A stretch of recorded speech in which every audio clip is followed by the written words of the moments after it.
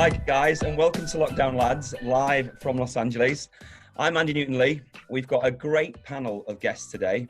I've got the wonderful Sean Lineker, who's an influencer. He's also the star of Shipwrecked and is a contributor to Attitude magazine. We've got Lerone Clarke-Oliver, who is how do I describe this guy? He's a figure within the gay community. He's got a lot to say about what's happening today, so we'll speak to him in a second. And we've got the, how do I describe Max Evans? One of my closest friends. He's just an all-round great guy. He's an athlete.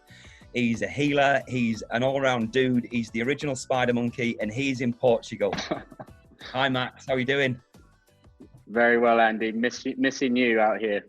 I'll miss you, hun, too. Right, boys. We are going to go straight into it. So The Guardian have released an article today that Germany have just quarantined 7,000 people. So I want to know how you boys feel about the restrictions being lifted despite the rise in coronavirus cases, according to the media. Max, what do you think? Well, I've been very fortunate to be looking after my parents where they live here in the Algarve in Portugal, and we've had very little cases. So it's been difficult to see what's going on in the news and really feel that, kind of physically here. And yeah, I guess in terms of the restrictions, everyone here, because of the situation that it's not really been that severe, everyone's desperate to just get, our country's biggest source of income, or Portugal's country, which is tourism, which is to get the bans lifted and get people coming out, coming out on holiday. So from our end, from the feelings out here, it's very much so, come on, let's get going, let's get the bans lifted, let's get people out living.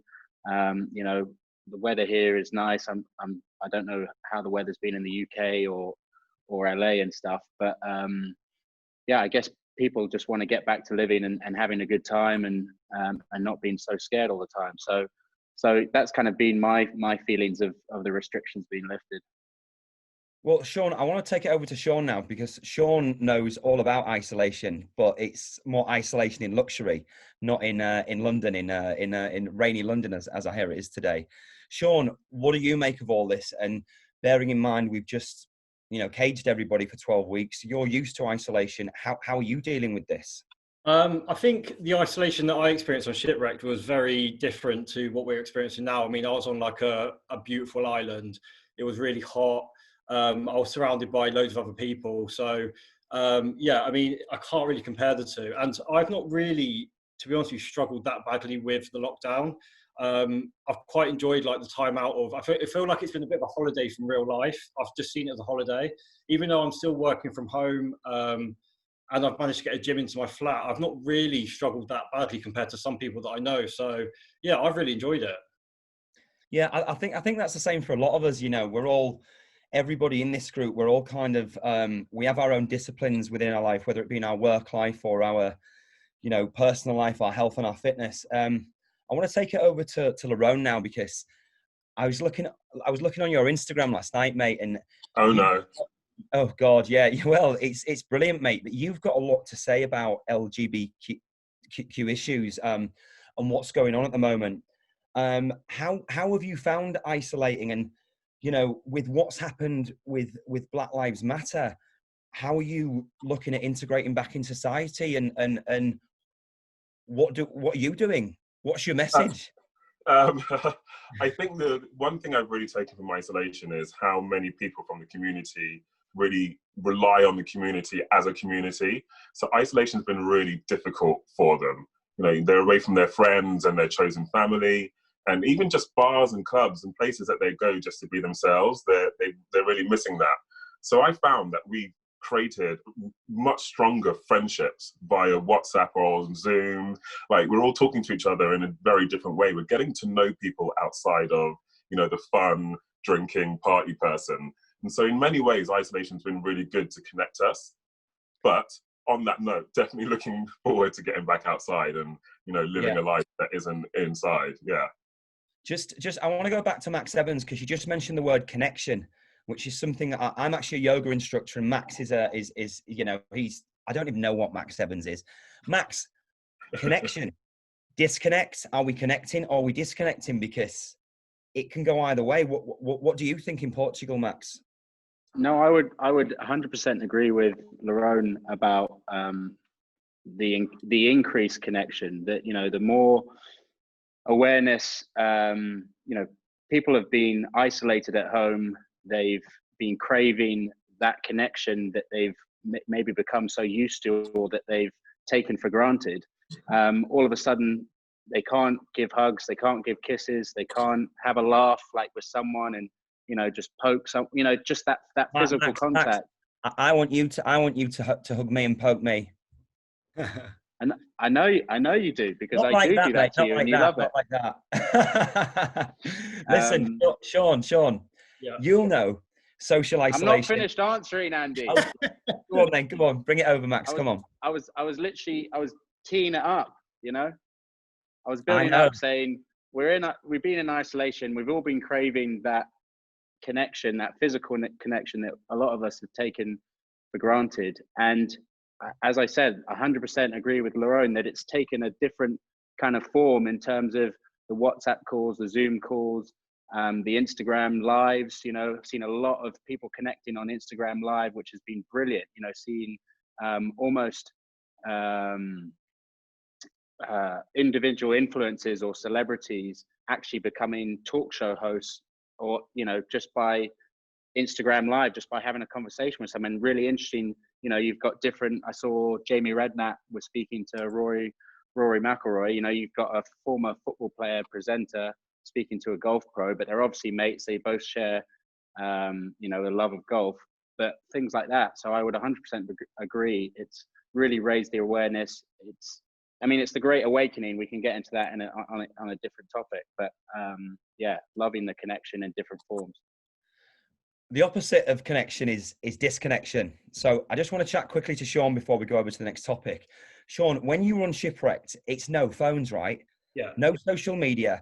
So what we want to know is, you know, you're of a generation of people. You know, I'm 40 next year, so your generation of you're 30, I believe. Happy birthday for next week, by the way. Or is it this week, mate? Happy birthday. 29 on Monday. Happy birthday, mate. But you guys, you twat, Andy. Shut up. Yeah. Let me have my moment, right? So when you were on Shipwrecked, you guys are used to sort of having your phones more. It's, you know, how did you cope on Shipwrecked without your phone? And would you consider Shipwrecked the training for where you are now? Has it helped you? That's an interesting question. I actually got asked this loads when I came off the show. And obviously I do a lot with social media, so people thought that I'd really, really struggle not having my phone on me, but it was actually the complete opposite. I loved not having my phone. And when we finished the show, and we were given our phones back, I actually had that anxiety to turn my phone back on, because I just didn't want to like go back to real life and have all their messages that I had to deal with, and work and like family stuff. Obviously I wanted to speak to my family and speak to my mum and everything like that, but there's just such a sense of stress that comes with having a phone tied to you 24/7. And it was so nice to have a month of just not even thinking about it, not thinking about Instagram, WhatsApp. But yeah, so having my phone back was more of an anxiety than I didn't miss it at all. It's very interesting, Sean. That's a very interesting point. Right, we're going to move on from that, and I want to talk about quarantine. So, Lerone, you're a big character. You've got a lot to say. You know, you love working out. You're big in LGBT. You're everything. You know, what have you been doing? Because to cage a man like you, I would expect has been very challenging. What has been your skills? Can I be very honest? I started off really well. Yeah. And the last few weeks, I haven't worked out. I haven't gone for walks. I haven't really been looking after myself. So it's been really good to figure out why that's been happening. You know, you get distracted and you get lazy, need to stay motivated. I've been doing a lot of reading, and it's interesting because I'm not a huge reader. And I found that now that I think Max mentioned, everyone's kind of stood still. And I can go for walks and I can work out whenever I want. And I remember looking around my apartment going, I've got all these books. And so actually just taking the time to do something I wouldn't necessarily usually do has been really great for me. That's really interesting because I sort of discovered this life audit process. You just said, you know, I've discovered books, I've discovered all these things that are I didn't know were there. I just think we've become so complacent to be on the move, and you know, I was so guilty of that, one party to the next business meeting, and that's how society is today. I want to go over to Max and talk about what you've been doing in quarantine, Max, because you've had a little bit of a journey, haven't you? What do you mean, Andy? Well, you've been just looking inward, and you've been quite clearly just isolating and making this a wonderful experience. You know, if you know, and you have the ability to just connect and disconnect. And what has been your coping mechanisms through this quarantine, Max? Quarantine. My quarantine has been a wonderful time. I kind of awakened in the early part of this year. I did ayahuasca in New York, which completely changed my life. And it's been a real journey, so much so that I'm just in such a good, probably the best place I've ever been in my life, both mentally, physically, spiritually. And yeah, it's been beautiful. I've done a lot of reading, same as Lerone. I've not just reading, like kind of audible books, and yeah, a lot of healing. And I've also met the love of my life, you know, during this time. My soulmate, I asked for her. I really was like, let's stop messing around, okay? The power of the mind is absolutely incredible. I've always been a believer in, you know, the law of attraction. I read The Secret just before my rugby career took off and thought, you know, might as well be positive than negative. Let's give this a go. If it doesn't work out, you know, at least it's a nice way of thinking. So I did my vision board, you know, like it says in The Secret. And over the course of the next few years, everything on that vision board, bar one thing, there was like, you know, there was about a handful, there was like 6 or 7 things on there, came true. And the one thing that I didn't get was I came so close to that it was good enough.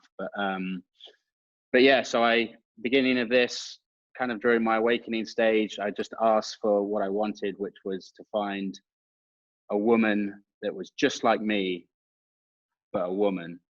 And I've met her. So it's been a dream. Yeah. Oh my God, we've got a female spider monkey in the house. What's going on? She may even be more of a spider monkey than me, Andy. Oh wow. Sean, mate, you're in good shape. What have you been doing at home? How have you been evolving this? Because it must be like caging an animal for you, because you're always in the gym. I mean, yeah, I really, when we first went into lockdown, I really did struggle, just for the social aspect, because I do, like, I go out a lot and I like see my friends, and I did treat it kind of like a holiday. So I was just like, I was drinking a lot, not really working out. I found it really hard to get like motivated to go outside and work out. Just the thought of like taking resistance bands and going over to the park, it sounds nice, but I just had no motivation to do it whatsoever. So after like a month of lockdown, I was like, look, I need to just like sort myself out. I need to work out properly. I don't know how long I'm going to be doing this for. So me and my housemate invested in like a bench press and some weights. So from then on, I've been really kind of focused. That's been my focus, just to get fit in lockdown, because I mean, there's not really much else I can do. And also just like mentally, I feel so much better when, I know it's cliche, like a lot of people say, but when I work out, I just feel a lot more better mentally. And I think in a situation like this, you need something to focus on. You can't just be like laying around watching Netflix, because I think that's when you'll go crazy, basically. Or playing on your PlayStation. You know, that's not going to get you anywhere. Sean, you've just taken us over to the next topic, which is mental health. And I'm going to flip this to Lerone. You know, you're heavily involved in LGBTQ community. What's your insight on how this is affecting, you know, isolated communities, and obviously the Black community with all this additional dialogue that's gone on top of this? How is everyone coping? You know, the interesting thing about isolation and what's happening with Black Lives Matter, I don't want to downplay what's happening with COVID-19 or all the people who lost friends and family, but I think we'll look back on this in a very different way. In that, this is the one time that I can remember where the world has stood still, and so things could be heard, like things that people have been saying for a very long time are actually now being heard, and so there's a real sense of hope, particularly in the Black LGBT plus community. People are like, wow, I feel like things are possibly going to change. And so there's this weird kind of balance happening between COVID, isolation, and Black Lives Matter, and they all kind of needed to happen at the same time, if that makes any sense. Oh, I totally understand it, but it's just like, how many more layers can we place on this Right. this almost impossible labyrinth that we're all trying to navigate out of? But just as Max and Sean have said, we've just got to take it day by day and just meditate through it. I do also think that people being in quarantine and the Black Lives Matter thing, I think, because me personally, like, I know about racism and stuff, but I've had the time to actually like sit and read and learn more about it. And obviously, if it was back when quarantine wasn't happening, I don't think I would have had, well, I don't know if I'd have the time, or I would have read as much as I have on it. So I've become more educated on what's going on, and I feel like that is one of the main parts of the Black Lives Matter. Sean, did you used to be Karen then? Did you used to be like, you know? Not at all, no. But I do think that because I'm not a racist person, and I don't come across racism on a day-to-day basis, I'm very kind of naive to the fact that it's still going on. Sean, there's so many layers with this racist dialogue, because, you know, the biggest question I have after all this, and I think we all have, would be, what is racism in 2020? Yeah. Because I for sure, I think we know, but I think we don't know. And that's the place we're going to get to, where, you know, it has to come to a neutral point. Guys, I just want to flip over to Max Evans for some final thoughts today about where we're going to take this next. Max, what you got to say? Well, I have absolutely no clue, Andy. I am like everyone on the planet, all humanity. And remember, it is humanity, all races, all cultures, all tribes. Every single human being on this planet does not have a clue what's coming, right? And when you really think about that, right, it actually makes you feel a little bit warm to know that you're not the only one that doesn't have a clue what's going on. Okay, so I'm, as Sean said, taking it day by day, being respectful to the news, trying not to read too much into mainstream news, also looking elsewhere for what's the right word for it, alternative media, alternative news, which I think is really important for people to do. I think if I can get any leaving message and any continued message during this time, it's please don't just believe everything you're seeing on mainstream media. And that's not just the news channel, that obviously includes like BBC, that includes any news outlet, but I'm also talking about the internet, you know, stuff you're seeing on social media, stuff like everyone's scared, okay? That, like, there's an element of fear, because you can't have love without fear. It's the duality of the universe, okay? Love and fear, right? So even myself, who is very happy right now, who is very much in love with life, looking forward, excited even to see what actually unfolds. It's like we're all living this crazy movie that no human being has ever lived in the history of the universe, right? And we all get a front row seat and just watching what happens. That I'm excited, because I'm luckily and fortunately blessed to be in a situation that I'm not just living in fear, worrying about how I'm going to put together a meal, but, you know, so all I'll say is, remember, you're not alone. Take each day as it can. Try and choose love in your heart as opposed to fear. Don't give fear a voice. the voices come into your head and they're fearful voices, you can stop giving them a voice. You can stop it before you say something, and choose differently. You can choose love instead of choosing fear. And that's just a message I'd get to humanity right now. I think that's your TED talk, Max, to be honest. Sean, quickly, on to you. What's your message, and what are you planning on doing now we're reopening? What after lockdown's over? What do you mean? What do you mean?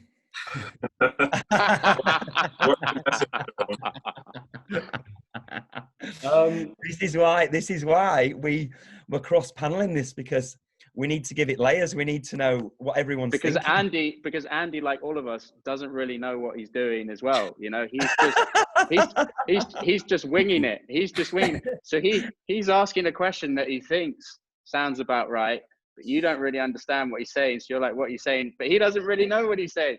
Max Evans, be quiet. Sean, what are you doing at the moment? Are you leaving the house, or are you staying? Are you going to go back to the gym, mate? Are you going to get in the gym? Are you going to risk COVID?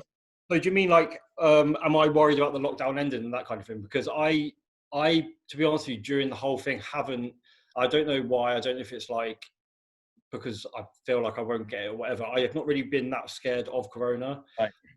So the thought of lockdown ending and kind of life going a bit back to normal, I'm up for that. I'm a bit kind of bored now of being in my house. And I think as well, there's only so much and so long you can keep people locked in their houses and flats. And I think as well, you need to think about people's like mental health. And I mean, Corona's bad, but people need to go back to their lives and need to go back to their day-to-day, like gyms, work. So for me, I'm down for going back outside.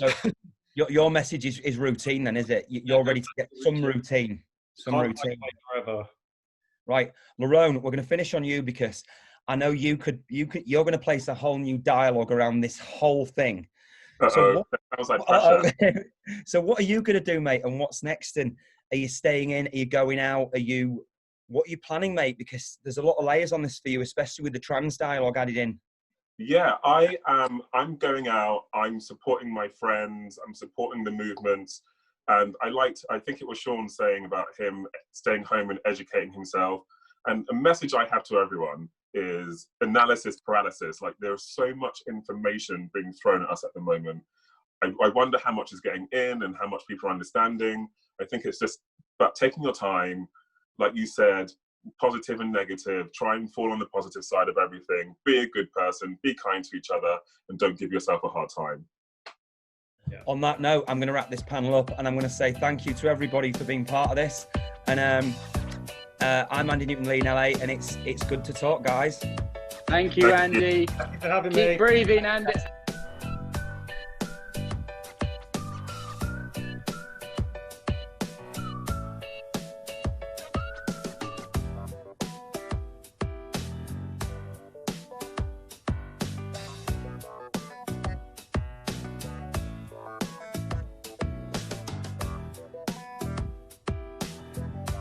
If you have been affected by any of the issues raised during this programme, phone the number on screen or visit www.samaritans.org.